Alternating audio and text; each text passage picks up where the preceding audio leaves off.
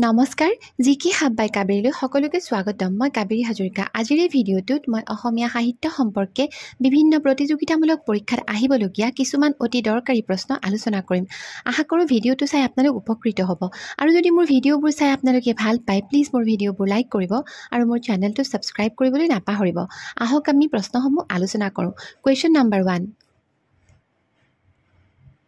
Chandrakumar Agarwala published a newspaper named Ahomia.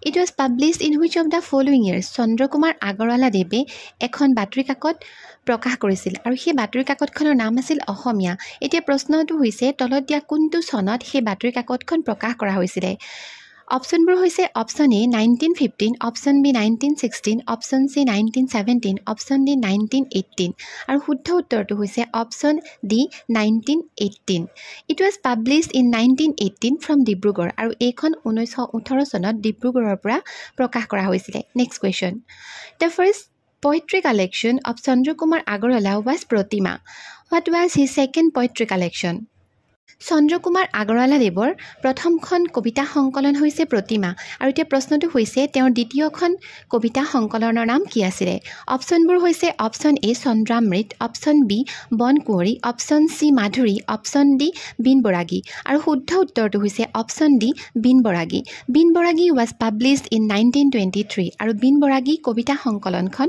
1923 চনত প্ৰকাশ কৰা হৈছিল নেক্সট কোৱেশ্চন প্ৰতিমাখন সৰু কিন্তু নিভাজ সোণৰ হু সেড দিস স্টেটমেন্ট এই স্টেটমেন্টটো কোনে দিছিলে এই বাক্যশাৰী কোনে কৈছিলে অপচনবোৰ হৈছে option A Chandrakumar Agarwala option B Lakshminath Bezbaroa option C Hemchandra Goswami option D Jyotiprasad Agarwala আৰু শুদ্ধ উত্তৰটো হৈছে option B Lakshminath Bezbaroa Pratima the first Poetry collection of Chandrakumar Agarwala was published in 1913.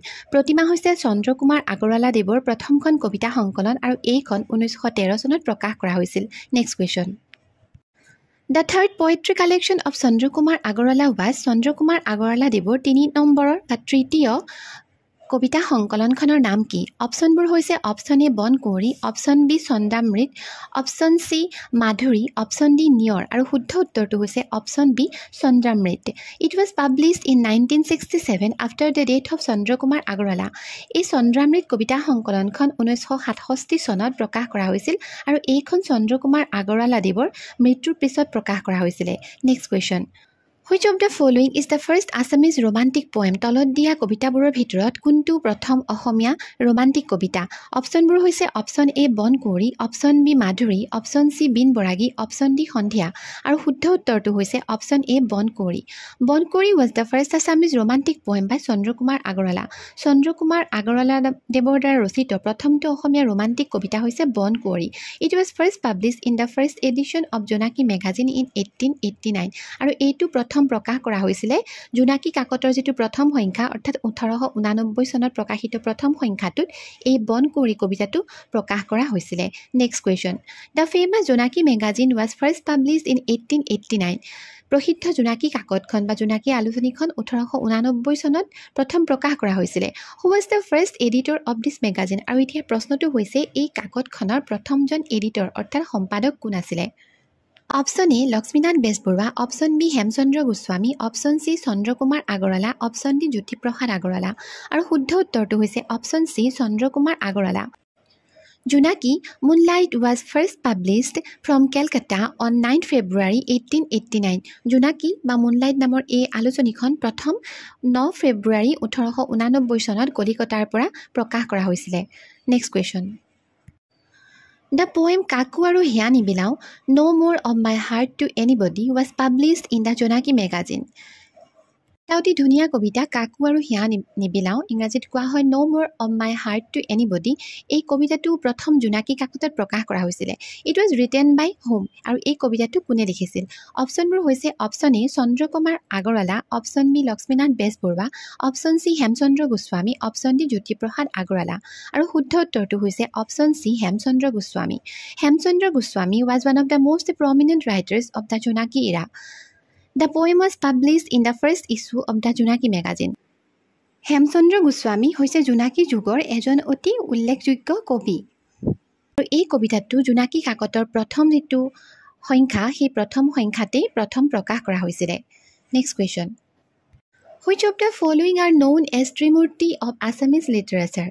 তলত দিয়া ব্যক্তিসকলৰ কোনকেইজনক জোনাকী যুগৰ ত্ৰিমূৰ্তি বুলি জনা যায়? অপশ্যনবোৰ হৈছে option A Chandrakumar Agarwala, Jyotiprasad Agarwala, Hemchandra Goswami. Option B Chandrakumar Agarwala, Lakshminath Bezbaroa, Hemchandra Goswami. Option C Lakshminath Bezbaroa, Chandrakumar Agarwala, Bishnuprasad Rabha. আৰু option D none of the above. আৰু শুদ্ধ উত্তৰটো হৈছে option B Chandrakumar Agarwala, Lakshminath Bezbaroa, Hemchandra Goswami. These three are called the Trimurti of Assamese literature for their remarkable contribution to the very beginning of modern Assamese literature. এই তিনিওগৰাকী ব্যক্তিকে জোনাকী যুগৰ ত্ৰিমূৰ্তি বুলি জনা যায় কাৰণ তেওঁলোকৰ আধুনিক অসমীয়া সাহিত্যৰ উত্তৰণত যি অৱদান আছিল সেইবাবে তেওঁলোকক জোনাকী যুগৰ ত্ৰিমূৰ্তি বুলি কোৱা হয়। Next question. The final issue of Jonaki magazine was জোনাকী কাকতৰ অন্তিম প্ৰকাশ কেতিয়া হৈছিল? অপশ্যনবোৰ হৈছে অপশ্যন এ 1902, 1903, অপশ্যন চি 1904 আৰু option D 1905।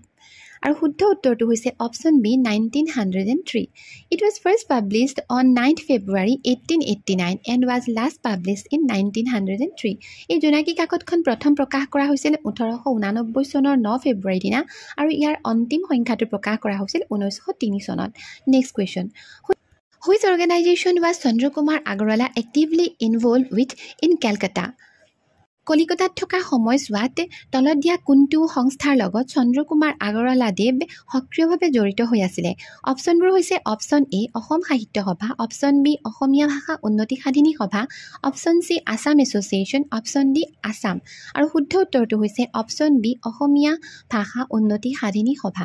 The organisation was first founded in Kolkata in 1888। আৰু এই অৰ্গেনাইজেশ্যনটো এই সংস্থাটো প্ৰথম প্ৰতিষ্ঠা কৰা হৈছে 1888 চনত কলিকতাত। It was the precursor of Assam Sahitya Sabha. আৰু এই যিটো অসমীয়া ভাষাৰ উন্নতি সাধিনী সভা এইটোৱে আছিল অসম সাহিত্য সভা নামৰ অনুষ্ঠানটোৰ পথ প্ৰদৰ্শক অৰ্থাৎ পূৰ্বসূৰী। বন্ধুসকল আজিৰ ভিডিঅ'টোত ইমানেই। আশা কৰোঁ ভিডিঅ'টো চাই আপোনালোকে ভাল পালে। আৰু যদি মোৰ ভিডিঅ'বোৰ চাই আপোনালোকে ভাল পায় প্লিজ মোৰ ভিডিঅ'বোৰ লাইক কৰিব আৰু মোৰ চেনেলটো ছাবস্ক্ৰাইব কৰিবলৈ নাপাহৰিব। ধন্যবাদ।